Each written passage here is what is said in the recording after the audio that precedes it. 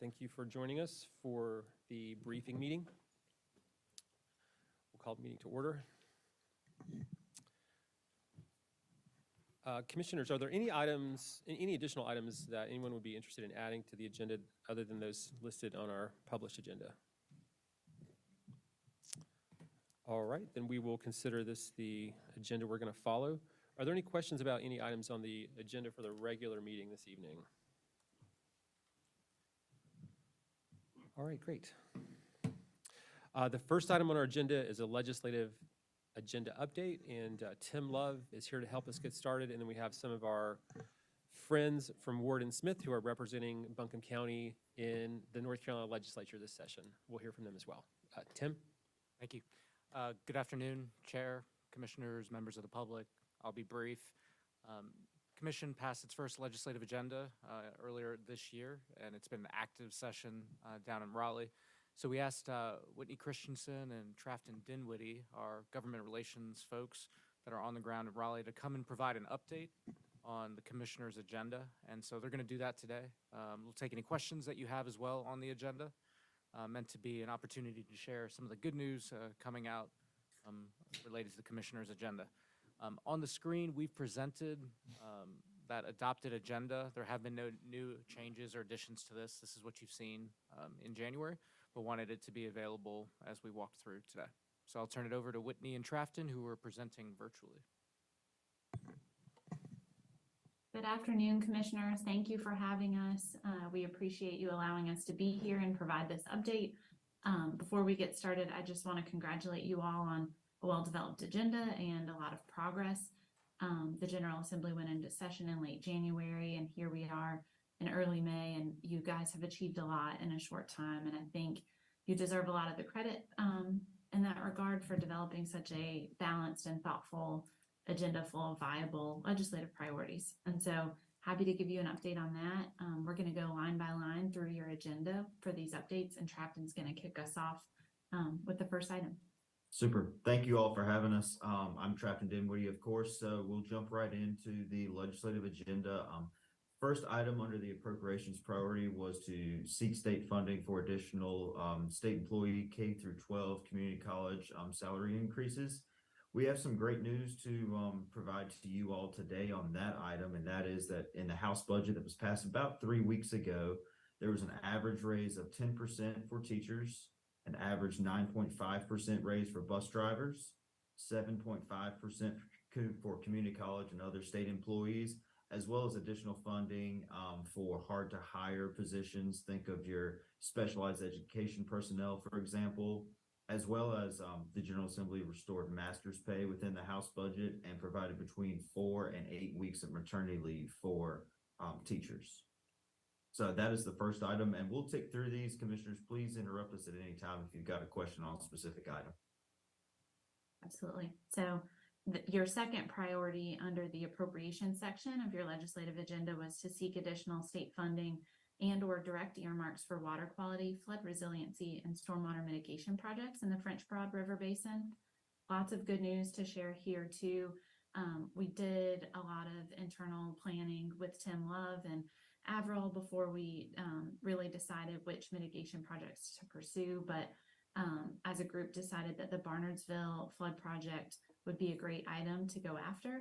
And so we've put a lot of our time and energy behind that, probably had 20 or so meetings with House and Senate members, mostly appropriators, but obviously also your local delegation about that one.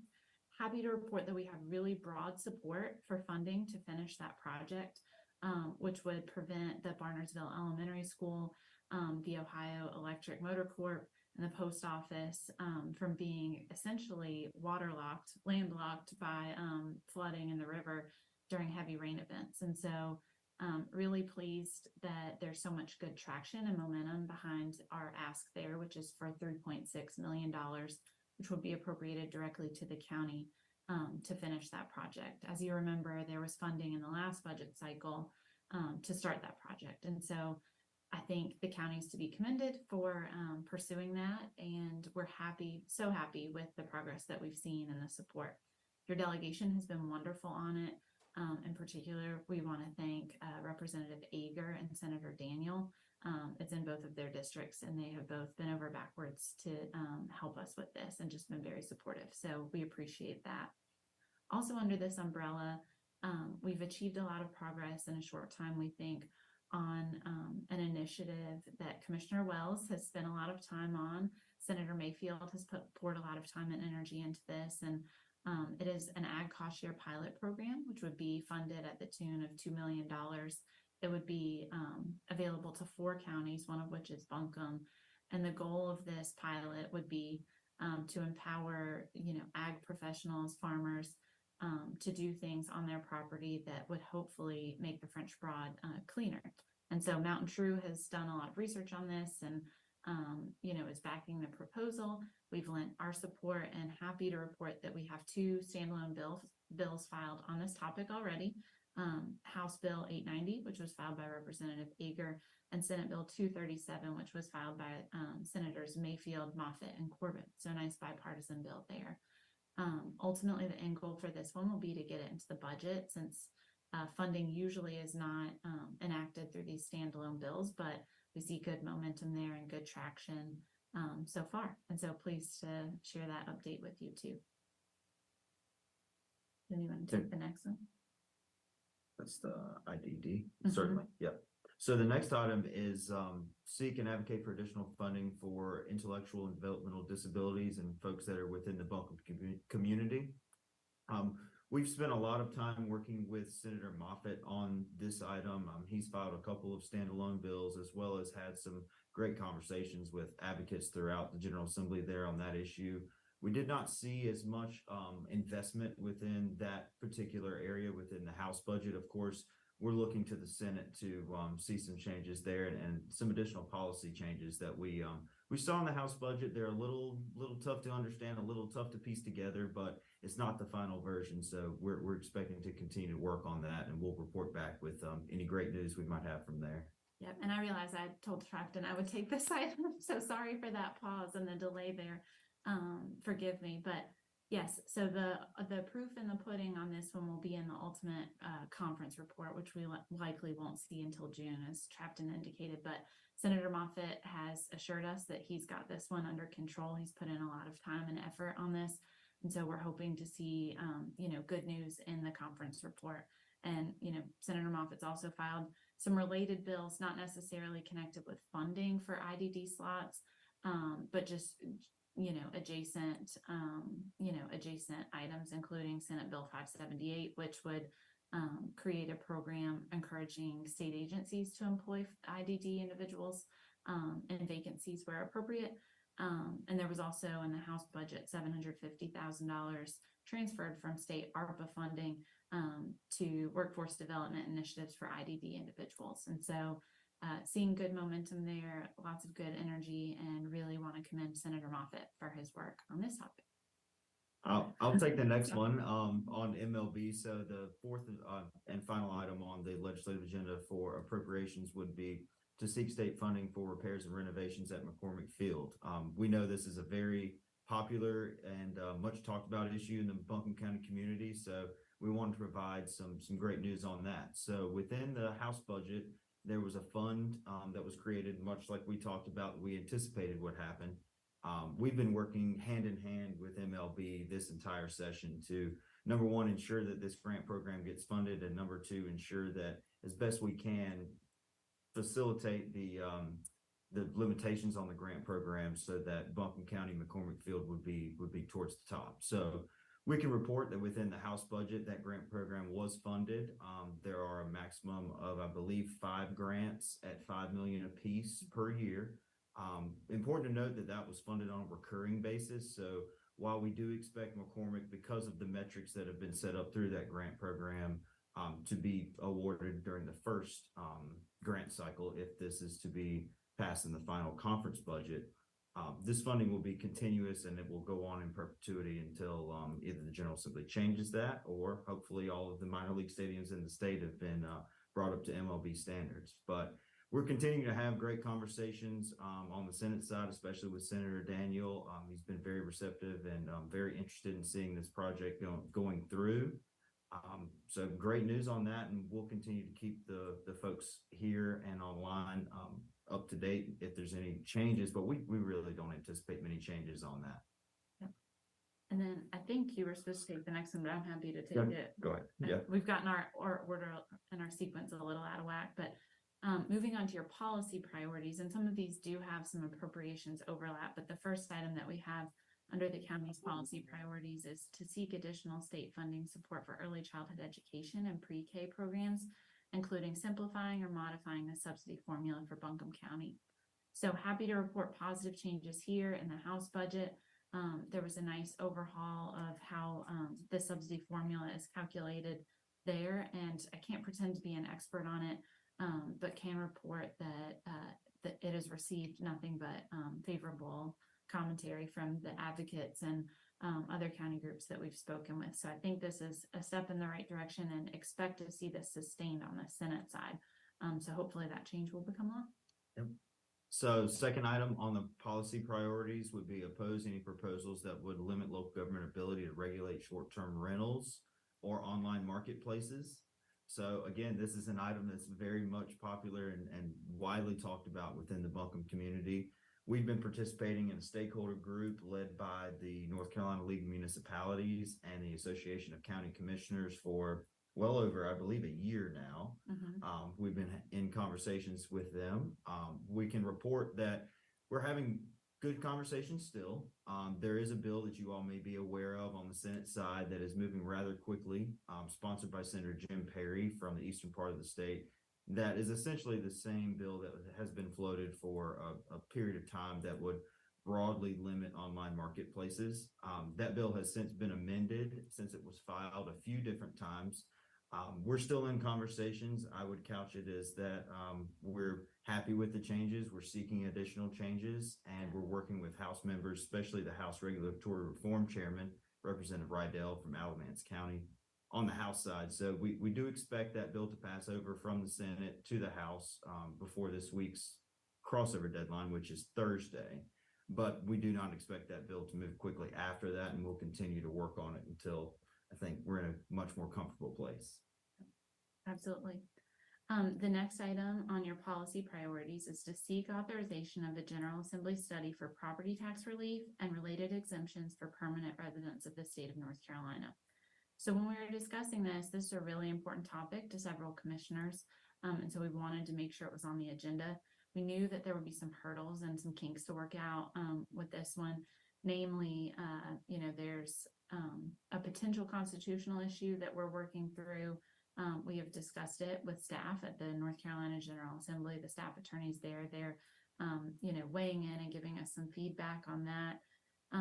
But also have reached or been met with some feedback on the Senate side that the Senate is not really interested in taking up study bills this session, which is another potential hurdle. But we'll continue to plug forward on this one because we know it's important not only to the commissioners, but to the residents of Buncombe County. And I think we can both say that we see the merits in, in the policy, the concept for the policy. And so we'll continue to plug away at this one and try to overcome some of those hurdles.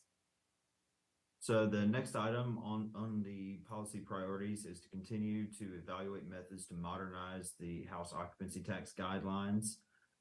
That is something that we have talked to the commission for really the entire time that we've represented you all. This has been an issue that we've been trying to tackle.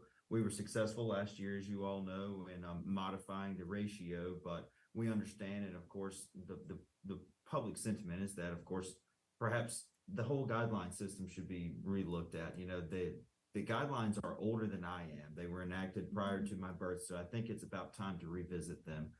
We've had some productive conversations, especially at the beginning of session, with particular House members, Senator Daniel, Senator Mayfield. They've been fantastic to work with, of course, but we're still facing kind of an uphill battle there. We've had some internal conversations that I know members of the General Assembly have with the Traveling Tourism Association. They're fantastic partners, of course, and I think we would just continue that dialogue and hopefully are looking to make some progress once crossover deadline is passed and members have a little bit more bandwidth to approach issues that may be like this one, a multi-year effort. Well said, Trafton. And then the last item under your policy priorities was to seek additional state investment in broadband including the reallocation of unspent state or federal funds to the GREAT Grant Program, as well as additional flexibility for local government investment in broadband infrastructure. So part of this one, I would report, was kind of achieved last session. We put it down on the agenda again because our subject matter expert, Tim Love, views that there's still room for improvement in terms of that flexibility. But in terms of the investment itself, the House budget was again incredibly generous on broadband funding and will continue. I mean, I would be very surprised if the Senate budget didn't rise to that same level of generosity. And then we would be surprised to see a conference report that didn't reflect both of those chambers' positions. And so I think this one is well on its way to being achieved. And we should plan for a good news in connection with additional broadband funding in the final enacted budget this year. And just one side note on the budget itself, we've spent a lot of time working on various items that are included in the budget that were already in the House budget that will be added to the conference report with respect to, our specific local projects.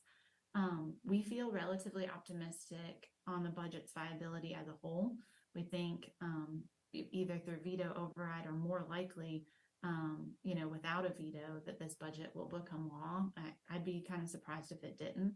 And so, just broadly speaking, I think each of the items that we've discussed that are in the budget already or that we hope to see in the budget, I think you can hopefully plan on them being enacted because we think this is a year that the state will have a budget. So with that, happy to take any questions or, give any additional context to these priorities. But I mean, I couldn't be happier about the progress that you guys have made in this session already. And, as I mentioned to Tim earlier today, this is a happy progress report to get because you guys have made great inroads on the majority of your goals. Whitney Trapton, thanks so much. Great update and great work on behalf of Buncombe County. So, commissioners, any questions from Warden Smith? I think a quick one. Thanks so much for your help. Can you guys repeat for me just the proposed teacher salary increase percentage and the bus driver? Just repeat that data for me, and then I guess remind me where that is in the approval process. Certainly. So the teacher raise, it was an average of 10%, and the bus drivers was an average of 9.5%. Both of those figures have been approved by the House. Now the Senate is obviously still working on their budget proposal. We expect that to come out in about 2-3 weeks from now. Okay. Then obviously we'll see where their raises sit on that scale. And of course, it will then additionally be negotiated within the conference process, which we expect to occur after Memorial Day, with the hopes that the state can enact a new budget by the new fiscal year, July 1. And that's over a 2-year period. So that's not all in this year's budget, but it's basically the budget contemplating this year and next fiscal year. That's right. Yeah. Yep. So it's a 2-year budget and those raises are, reflected over the 2 years. Over 2 years, Yep. but they're not equally split. It's not like a 5% and 5%. It's 4.25 this year, and then the balance next year. Yes, sir. Okay. And in addition to those raises, there's a state compensation plan for teachers, like this STEP plan, right? So there's also whatever raises teachers would get based on just the moving forward through that process, right? Is there also, but when we talk about the 10% over 2 years, that's the total raises that would occur, right? So there's not like a cost of living adjustment payment in addition to that. That is sort of reflective of what the pay increase would be. So am I correct about that? Yeah, yes, sir, you are. And unlike in previous years where there have been bonuses, they're one-time bonuses, these are recurring, pay increases that will continue, to your point, across that step Mhm. And I'm not an expert on the step increase formula or how those are calculated, so you've reached the depth of my knowledge on that one. That's okay. That's okay. I just wanted to make sure we were clear on that. I mean, in some ways, because we have responsibility for public schools in Buncombe County, of course, and the local supplemental pay. Of course, we've also got our own county employees and thinking about the compensation issues for them through the budget. Obviously, we're in this period of very high inflation, so cost of living's gone up a lot. And but we talk about some of these pay changes in different ways. Like we're talking a lot about like the cost of living adjustments for county employees. And then we're talking about these pay raises for state employees and school teachers. But there's not a cost of living adjustment there. So I want to make sure we eventually are kind of comparing apples to apples around like all these different kind of public employee pay changes that we'll be thinking through in our budget process too. So thank you for clarifying that. Other questions, commissioners? I don't have a question, but I just want to say thank you very much for all your good work. This has been money well invested on our part, I believe, with seeing what you all are able to help us get accomplished for our community, because these are the priorities that we hear from our community, and it's great to see that we're making some movement on these at the state level. Thank you, Commissioner. You guys have been fantastic partners, and we've represented local governments for a long time, and I can say you are the sweethearts of your state association, because every time they ask for feedback and we bring that request to Tim or someone else on the staff, we immediately get the feedback they need. And so I think Buncombe County's participation in the state legislative process and through your state association is really just second to none. You guys have done a fantastic job, and really also, and I know I've complimented you on this many times, but developed a really, nonpartisan, viable legislative agenda that would achieve great things for the residents. And so you all are to be commended for being so thoughtful about how you set your policy goals and how you participate in the process, because you're definitely not sitting on the sidelines, and I think that's fantastic. Hey, I thank you so much. And I did have one last question on and forgive me if I don't get the terminology right. But on the the Airbnb digital platform issues. Because I know we'd had some communication just recently. Have there been any changes in that legislation since we last communicated around them? I mean, part of the concerns, right, have been around whether the legislation might limit local government's ability to regulate short-term rentals through our zoning processes, right? And that it might be that the legislation doesn't say that it does that, but it also doesn't maybe say it doesn't. And so there's been concerns about whether it might someday be interpreted in that way. So have there been any changes in that regard? Yes. So our concern, like yours, has been from the start and continues to be with this legislation, just the breadth and unintended consequences. We know the actors who are at the table, and we've had a great stakeholder process with Airbnb, with the county association, the city association, the retail merchants association, the restaurant and lodging association. We know all the players are acting in good faith, and we've had a really productive conversation with those folks. But when something is drafted as broadly as that legislation is, you can't conceive of all the unintended potential consequences. So to answer your question, yes, we've had two very productive changes in the last week or so, both of which we suggested. One would clarify, and these are both included in the bill as it stands now, and this is the Senate bill. One would clarify that city and county online platforms aren't impacted by the new limitation. And so, the county's permit portal or a city's utility, login system where folks can pay their utility bills, those would not be preempted by the legislation. So we thought that was a very helpful clarification. And then the second suggestion we made, which we made in a stakeholder meeting in March or so, but it was included in the draft last week, was that we add clarifying language at the end of the bill, which was added as new section 3. It was originally a 2-section bill, and now this is the 3rd section that clarifies that no powers already enumerated to cities or counties in state statute would be impacted by the bill. We didn't feel like the folks proposing the bill were necessarily attempting to limit powers that you already have, But, you never know what plaintiffs are going to, see as a window of opportunity. And because the language is so broad, we wanted to clarify that, all the powers that you have already wouldn't be impacted by this. And so those changes have been made. They're included in the bill as it stands now. We still, don't view it as perfect, but it's definitely significantly improved over what it was and far better than what it could be in some of the things we've seen proposed or introduced in other states.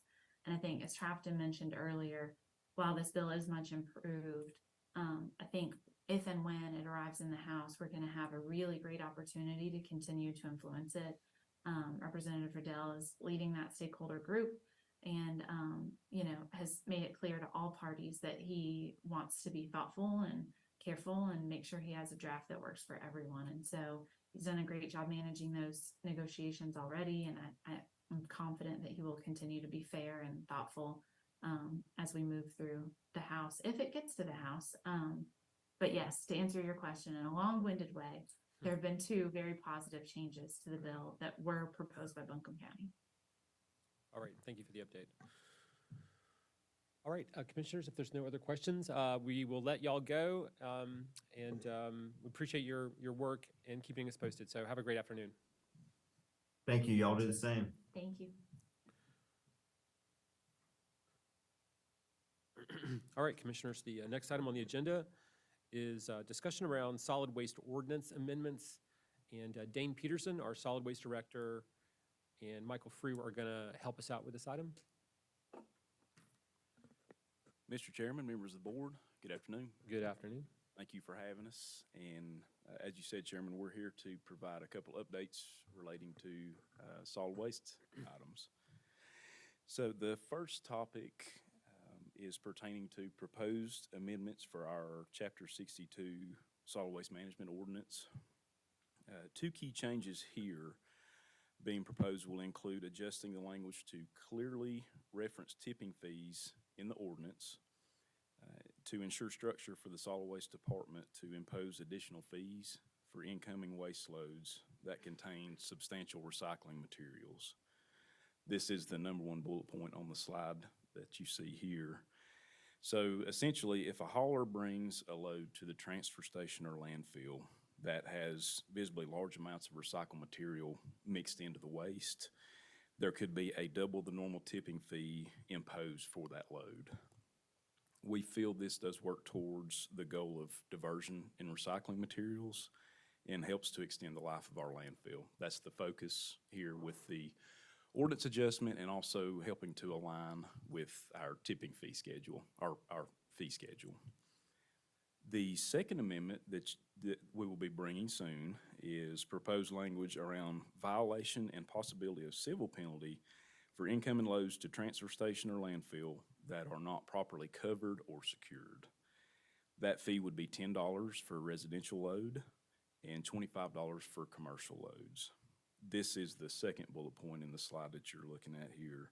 And we recognize that we have thousands of vehicles that come and bring loads of material to our facilities every week.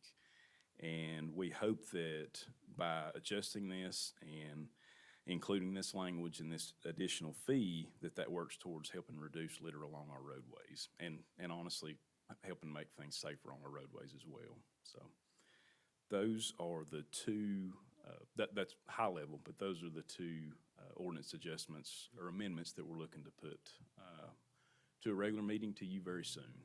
So do you have any questions on those items? My only question, Dane, is is there information on the county website around the requirements for covering material when you're going to the landfill? I know sometimes I've been going and like maybe I know we have a policy, but like for different kinds of materials, I've not always been clear on like what requires covering or what doesn't. So where can people get more information about what the policy is and how they should handle that? That's a great point, Chairman. I feel like we can do a better job on that. So when you look at when this is going to be effective, this is not our ordinance currently. We're looking to align that with our fee changes being approved through the budget cycle. So July of this year is when we'd look to make that change. Now, leading up till then, that's going to be on us to outreach educate. June is actually National Cover Your Load Month. It is, that's a thing. So we did some outreach last year on that. Cape helped us do that. So we've got some information we want to send out, because it is important. We want to make sure that folks are covering their loads, securing them. And to your point, there's different types of transportation, vehicles, trailers. So we want to get that word out. Okay, and it should be covered if it's like organic materials or whether it's just sort of refuse or in any, it should be covered regardless. Yeah, the or is there primary any issue nuance you to that? see is the loose stuff, right? I've got insulation in the back and some 2x4s, and that's very susceptible to blowing out.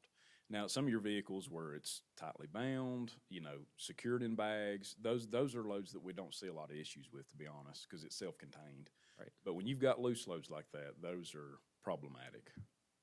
Got it. All right, thank you. All right, I don't think there's any other questions for now. We look forward to talking more when it comes on the agenda. Absolutely. Yep, and Christy Smith, our engineering manager, is here to discuss upcoming efforts with our landfill gas program. Terrific. All right, well, let's move on to that. Christy, thanks for being here.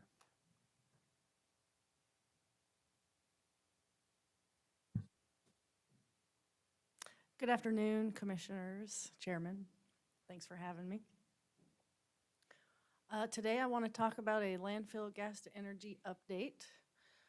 Agenda today is just kind of review what I went over last time you all saw me back in November 2021, talking about the generator project.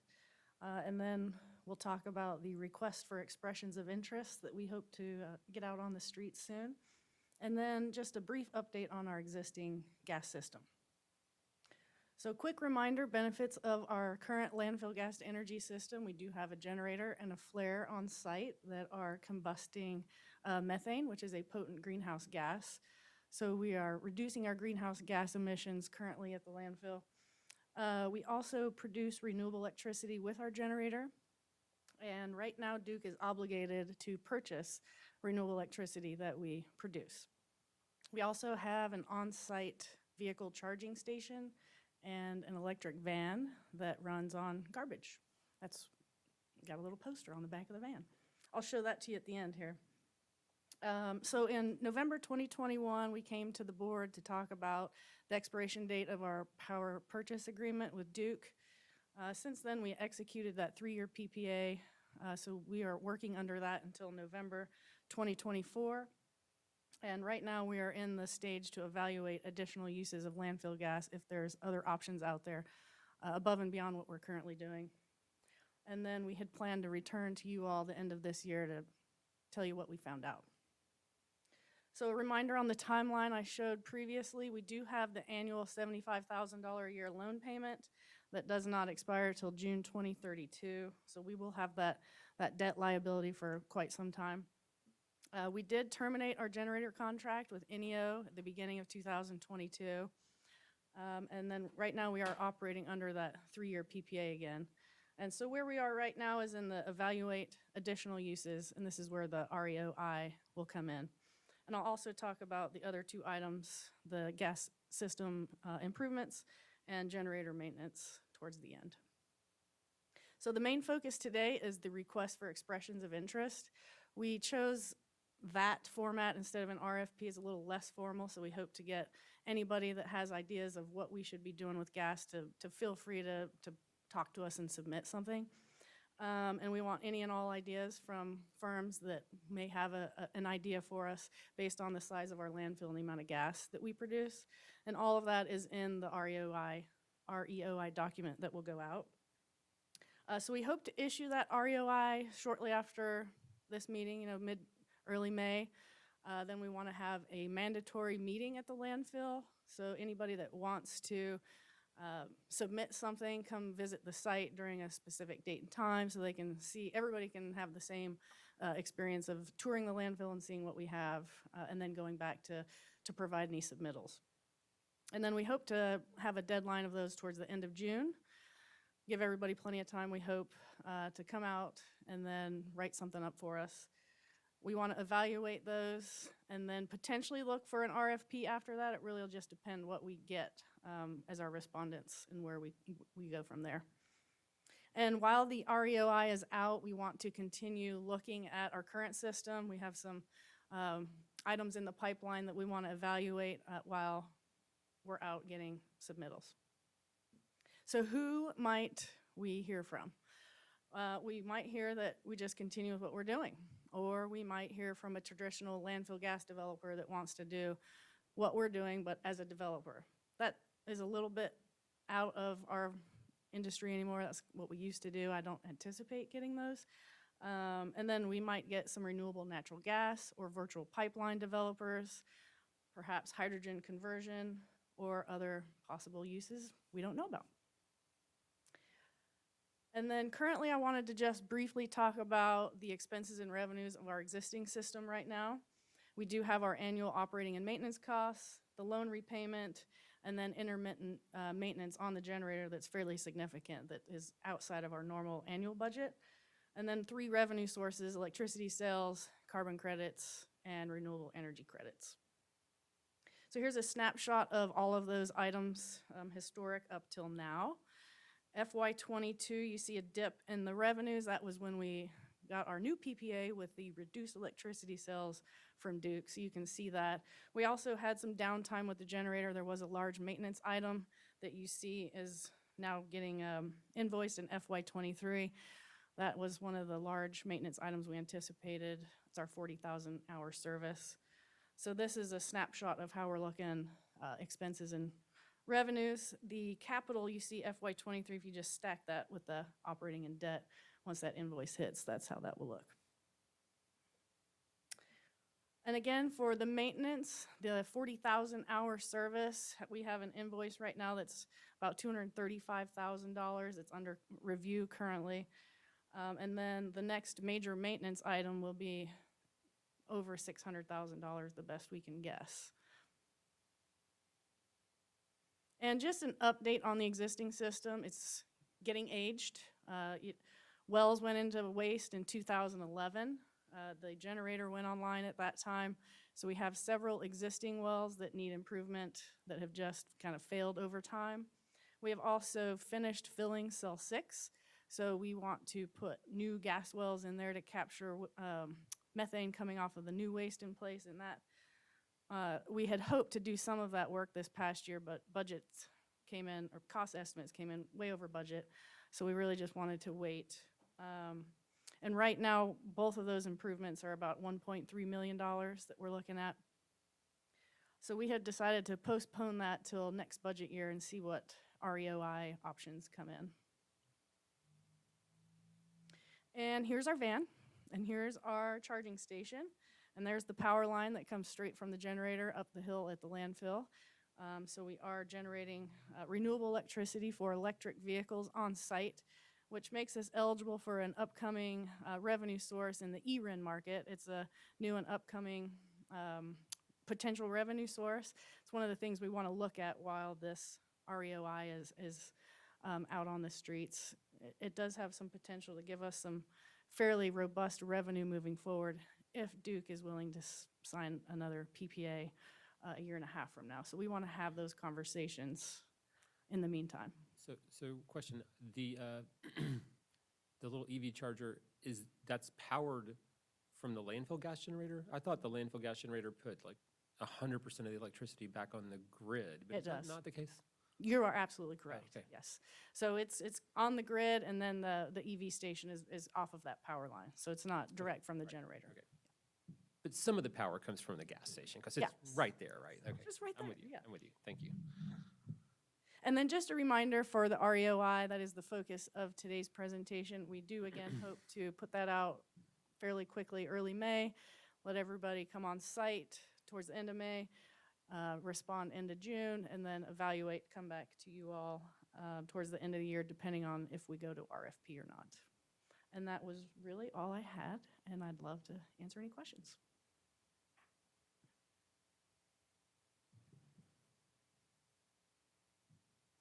So, Christy, just to clarify this, I think it was 600,000 you showed. That would be if we continued with that generator, but we're looking at not continuing with that, correct? We're looking at the options if we were to continue with it. We know that's a substantial investment we would have to make in the current system, but that's what we really want to dive into a little bit deeper while respondents are coming in to really see what our debt and revenues are going to look like if we want to keep going. And again, Duke signing another PPA will be the big driver, so we want to try to have those conversations earlier. Last time we did this, they won't talk to you until a year out of your PPA expiration, so that's unfortunate, but I hope to get some information before then. Thank you. What do, and there's probably a multitude of answers, but like, what's the most common thing for landfills where they don't have like a turbine to generate electricity from their gas? How do they handle their gas emissions? Yeah, good question. Different landfills do different things. The smaller ones typically don't do anything. The medium-sized ones is what we are. Typically, we'll have a generator, a flare, keep the odors down. Eventually, one thing I do need to mention is we will want to keep some of our gas wells in place and flare for odor mitigation and potential regulations coming up that will impact us and make us run a system. And then the larger landfills have triggered that regulatory threshold where they have to run a system. So they have to make those investments. Those of us that are in the medium voluntary range, a lot of them are moving towards RNG or virtual pipeline. But our gas, the amount of gas we have is kind of right on the line. So we're just not sure. We don't have a pipeline nearby. So those have been issues in the past where we haven't had much success with RNG projects in our area, but we want to ask again to see what options are out there. Other municipalities and public landfills are moving in that direction as well. When you say virtual pipeline, can you describe that more to me? Sure, yeah, so virtual pipeline would be, we don't have a pipeline within 5 to 10 miles, and the amount of money it takes to make a pipeline to connect to a pipeline is very substantial. So they look at trucking RNG to a pipeline. So that's essentially what it is put it in a truck and haul it somewhere. So you would just like put it into a tank Right, and then drive it over, and then you would deposit that into a pipeline. correct. Okay, got it. And I think that all depends on how close the nearest pipeline is, and how realistic that option is for us as well. The one other, I mean, there's some time to kind of look at all these different options, right? And it'll be interesting to see what comes in. I mean, the one other kind of equivalent idea, I don't know if this is being done at landfills, but I think it's being done at some other kind of like power generation facilities, is you could also power a battery with the electricity, right? And then drive that over to somewhere that needs the electricity. So that kind of, because the challenge here is like we've got this valuable electricity, but the utility will no longer pay very much for it, right? That's kind of the challenge, is because there's not that much use for the electricity currently on site. So how do you get this valuable energy to Somewhere where else. someone can use it, right? So it could either be done through transporting the gas or powering a battery, transporting the battery. So anyway, there could be a number of different kind of things to look at that, but they all have you'd have to analyze all that from a financial standpoint, right, to see if it makes sense. And that's hopefully what we'll get, if there's a person out there that that thinks we have enough gas and wants us to look at it, we would love for them to submit something so we can dive in deep on those financials. The one other kind of just thought I would just, kind of share for here, and we've had some discussions at the Energy and Environment Committee about this, but, as the percentage of vehicles around, electric vehicle adoption is going to go up, dramatically over the next 5 to 10 years and beyond, and the little EV charger there is great. And, but in 5 or 10 years, I mean, it's going to be a huge number of vehicles, maybe even heavy vehicles, using electrified vehicles. So that, I guess that could also be explored as a potential utilization of the energy on site, right? If you did have it set up not to just deliver all the power to the grid, but to actually do like electric vehicle charging on site as the Direct, number of vehicles that would need it right, grows into the future. So perhaps another possibility to look at. that would be good. All right, well, thanks for the updates. Any other questions on this item? All right, Dane, Christy, thanks so much. Look forward to hearing more. Thank you. All right. All right, the next item on our agenda is a discussion around the idea of commissioner committee updates. And Commissioner Edwards, I have you down to help us get started on this item. Yes, thank you so much. So as we were at our joint planning board session, it became obvious that we're all serving on a variety of boards, commissions, and committees. And often there's overlap in the work. Sometimes we're not always necessarily in the loop with what is happening on those boards and commissions in which we are required to serve as part of our elected duty to Buncombe County. And outside of keeping each other informed on those and decisions that are coming that will affect Buncombe County as a whole, I think it's also really important that the residents across Buncombe County have a better understanding of the work that we do on behalf of them too, rather than just sit up here twice a month. It's vast what we do, and I think keeping them as in the loop on what is happening across the county as possible, it's really important. So with all that said, what I would like to propose for discussion today is that we add an agenda item to each of our regular 5 p.m. meetings at the end before we adjourn to report on our boards and committee service. Along with that, what I would like to propose is much like we do with public comment, each person has 3 minutes to give a quick overview, update on what has happened within that 2-week period. And I am proposing each meeting that we do this because as I look at the timing of when each of those meetings occur, for example, the EDC meets the last week of the month. If we wait till the 3rd Tuesday to report, almost a month has gone by before we've heard a report from the EDC. And I forgot. Well, there you go. You said it, not me, Commissioner Whitesides. And sometimes, there is time-sensitive information. So just ensuring that we're being sensitive of the time and the information that's forthcoming, that we would do it each time. And just because you have 3 minutes doesn't mean that we have to take it. It could be that there's nothing to report from, the MPO or Land of Sky or whatever it is we're serving on. And we could just say no report. The last thing that I would also propose is because we have staff present at affordable housing, early childhood, and energy and environment, we do receive minutes for those that are then published on our website as well as internally with each other, that we may not necessarily need to report on those, but rather the other committees and boards and commissions that we serve on. So that's my proposal, and I'll open the floor for conversation.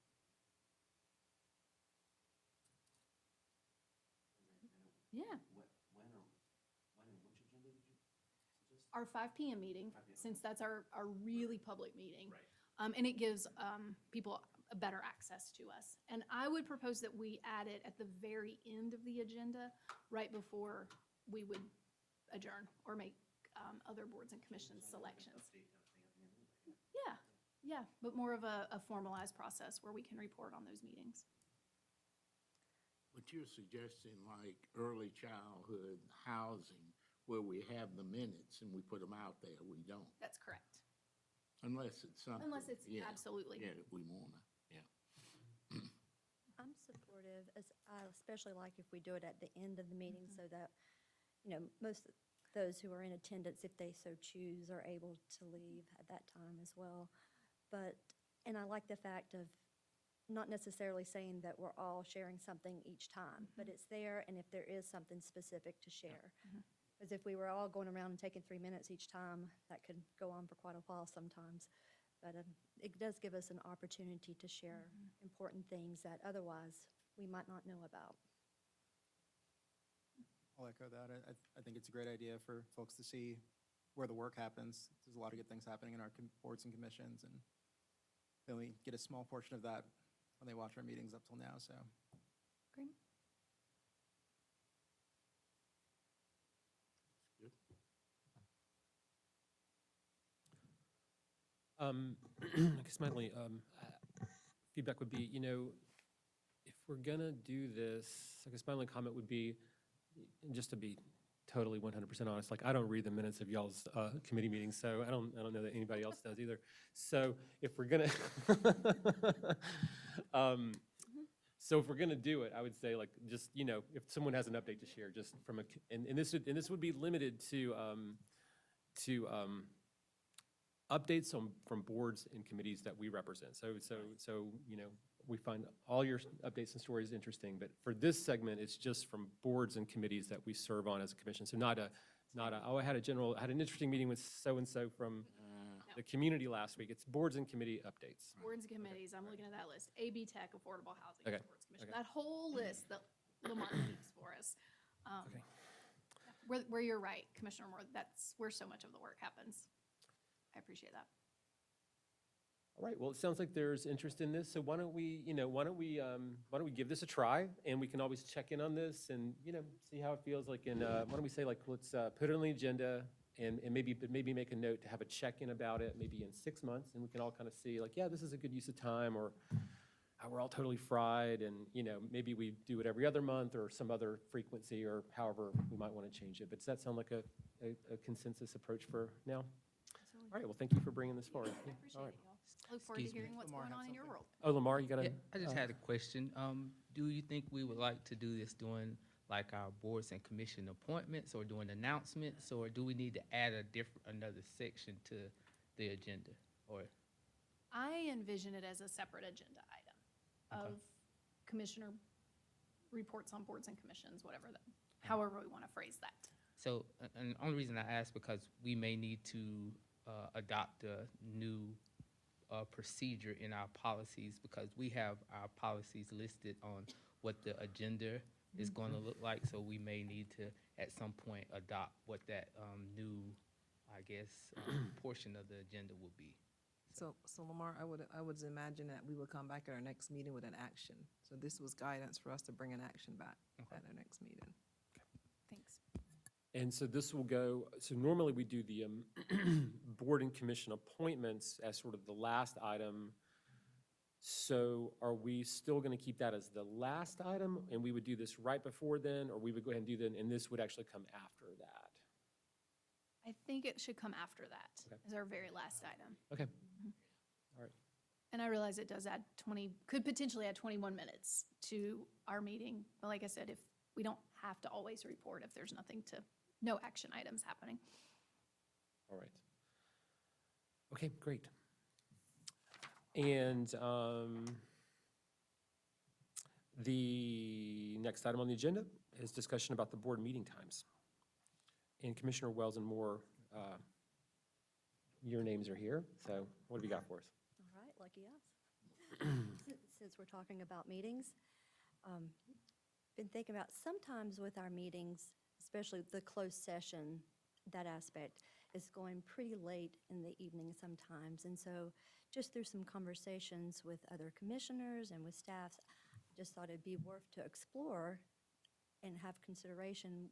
Is there another option that potentially could be better to where we're not having that at the end of a very long night where we're having important discussions with that? And so I wanted to just put that out there for us to consider, and also here, I think the county manager and staff have some potential thoughts of other options that could work as well. So at the appropriate time, I'd like to hear from them as well. And Commissioner Moore? Sure, and I'll just add briefly, maybe y'all are more legally inclined than myself, but I don't like making important legal decisions at 9 o'clock at night. Very rarely is a fun thing. So if we could consider alternate timing for that, maybe putting that midday on the days that we don't have commission interviews or something to that effect, whatever time would work best for folks. That's something that I'd want to propose, just so we have proper time to examine any questions that come up before us, and we're not going into late hours on topics that require diligence. Okay. Avril, do you have did- a comment on this? Yeah, we did do a short survey and looked at what other counties are doing. So Nick, if you'll pull the slide deck up, we just have 2 quick slides to show what others are doing for your consideration. I don't expect a decision tonight, but just want to put this out there that you guys can think of. So option 1 was about how do we start briefing at 2 o'clock?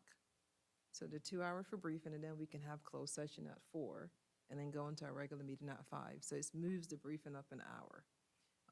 I don't know how that works with all the subcommittee meetings that we do have, but I wanted to propose the option to you. Option 2 could be 1-day meeting, 1-night meeting, and we have a briefing in the mornings at 9, if that's the case.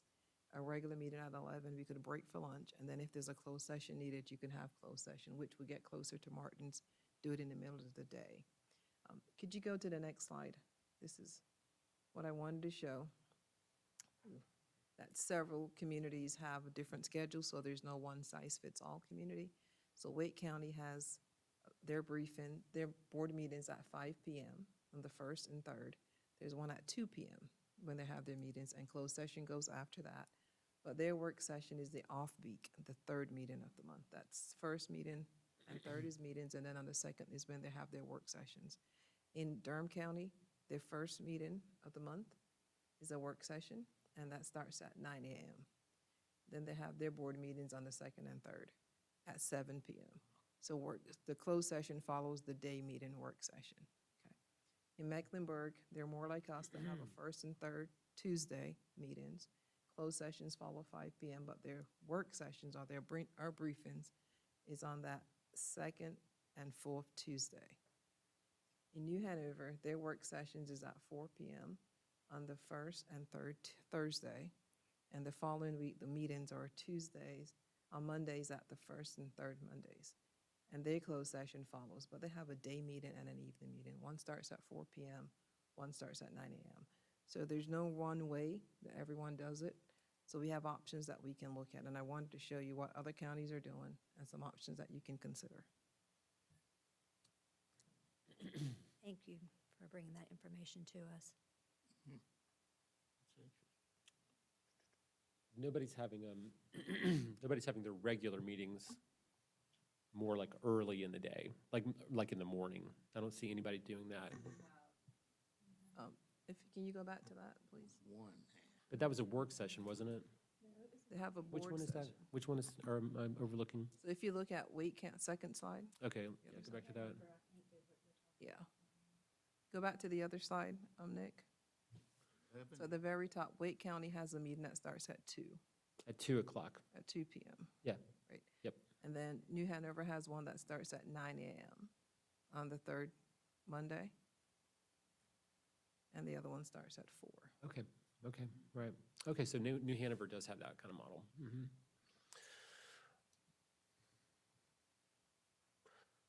Well, good information. I mean, we could have some further discussion about it, now, just to kind of hear some thoughts. We're not making a decision today, but commissioners, any other thoughts on possible changes to the way we've been doing it? So for me right now, I just want to be able to look at this information and think about it, and that was the point of having this initial conversation. Yeah. And I really appreciate staff doing that due diligence and bringing this to us. And I'm not even ready to make a decision on it yet. I just really wanted us to start the conversation and consider some of the options. 7 PM. Oh, We're not doing Durham County. I would veto that We can one. all be clear on that one. Let's start So- later. Well, can you share this with us too, for further Yeah, processing? Please, yeah. I guess my bigger question is if we were to move our meeting time, and I'm not opposed to this, but just making sure that residents still have access to public comment. Does this open the opportunity for folks who may work? I think about our food and beverage friends who may be working in the evenings that can't always come to a 5 PM public comment. Does this open the door for people to have greater access to us for public comment, or are we keeping people, or is it prohibitive, I guess is my bigger question. I just want to make sure that residents across the county still have access to public comment if we were to move a bit earlier.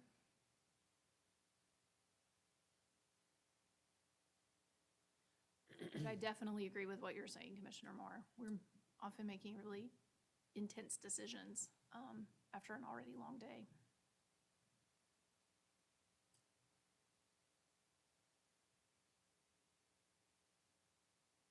Any other thoughts, comments? I look at it, we've got two issues. One, we're talking about the closed sessions, that we can tackle, I think, and I agree on closed sessions. I'm worn out most nights when we do that. But as far as the regular commission meetings, I think that when you look for the majority of the public, at 5 o'clock, they can get to us. But if you change them, how much, flack will you get from people who are saying, even though they're not gonna come, but that we are available where they can get to us? I agree. I think, I mean, if you did one morning and one, like we do it today, in a way, you're kind of opening it up for everyone in a way. Yeah. But I think there will at least be, so in some ways it becomes more accessible. But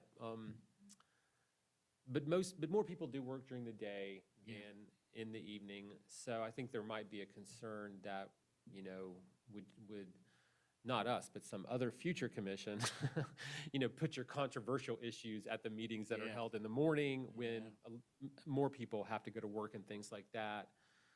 So there's trade-offs on it. Either way you go, you're right. Can we go back to slide 1, too, please? Briefing. I mean, option 1 is definitely something to consider, but how does that impact our, specifically affordable housing and early childhood? If we were to go to a model like that, is moving up an hour earlier something that's possible for, our key staff too, who are a part of those committee meetings? That's a good point. That's what I'm imagining. There'd be some buffer period for all of us, even for our day jobs, to shift that around along with staff and run it by the many, many people who serve on our boards and commissions that may not easily be able to change for another few months. What time is your affordable housing and early childhood? Is it 1 or 2? One. Is it 1. Yeah. 1. And we can't schedule the closed session before the briefing because we have to kind of come in and vote to announce it, or is that possible? You can schedule them, we would just, and I'll look to Lamar and Free, but we would just have to make sure that we notice it as such.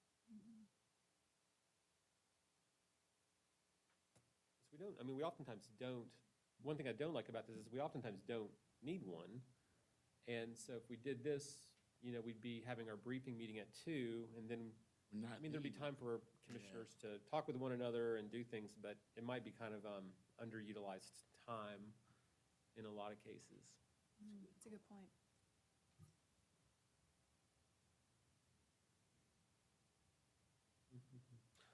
All right, well, let's all think about this. Good information, and